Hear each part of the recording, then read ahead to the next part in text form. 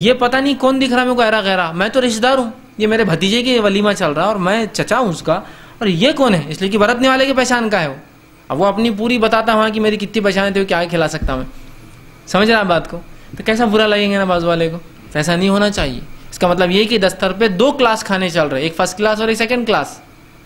ایک ہی ہونا چاہیے، یاد رکھیے. جو سب کو مل رہا ہے اس کو مل رہا ہے. اسپیشل اٹینشن ٹھیک ہے، آپ کچھ لوگوں کو ان کی صحت کے اعتبار سے کہ ان کو گوشت نہیں چلتا، تری نہیں چلتی، وہ کر سکتے ہیں. یا کچھ لوگ ہوتے ہیں ان کو سالن نہیں، صرف وہ تھوڑا سا بوٹی سے کچھ کھاتے ہیں، روٹی بیماری کی وجہ سے، تو ان کو تو آپ اسپیشل اٹینشن دے سکتے ہیں. لیکن ہر آدمی کو اسپیشل اٹینشن آپ دے جو خاص آپ کا دوست ہے، باقی نہیں، یہ اچھی بات نہیں ہے. یاد رکھیے.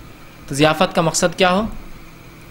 اللہ کی رضا، ثواب حاصل کرنا، تکبر، فخر بتانا ایک دوسرے پہ نہ ہو. اسی طرح چوتھی چیز اس میں جو یاد رکھیں گے آپ جب دعوت دیں گے مہمان، کسی ایسے شخص کو دعوت نہ دیں جس کے آنے سے دعوتیوں کو تکلیف ہو سکتی ہے.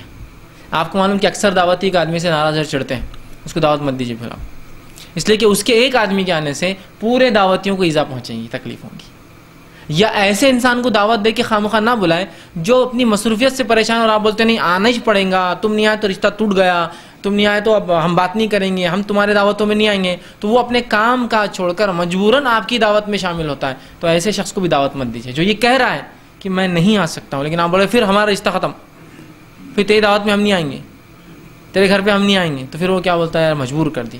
تو ایسے لوگوں کو نہ بلائے جن کے آنے سے اکثریت کو تکلیف پہنچ سکتی ہے، یا جو آدمی تکلیف پہنچاتا ہے آپ کو پتہ ہے. اور ایسے شخص کو بھی خواہ نہ بلائے جو اپنی مصروفیت میں ہو اور آپ اس کو دھونسے دے دے کر نہیں آئے تو فلاں اور وہ بیچارہ مجبورانہ ہے. ٹھیک ہے، اس کا بھی آپ خاص خیال رکھیے. 4 چیزوں کا. اس کے بعد اب دعوت قبول کرنے کے کیا ادب ہوں گے. اب میرے پاس کوئی آیا، اب مجھے کہہ رہا ہے کہ آپ دعوت میں آئیے، تو میں جب دعوت قبول کروں گا تو کن ادب کا میں دعوت قبول کرنے میں لحاظ رکھوں گا. آئیے وہ باتیں دیکھتے. دوسری چیز، آئیے پہلا، دعوت قبول کرنے کے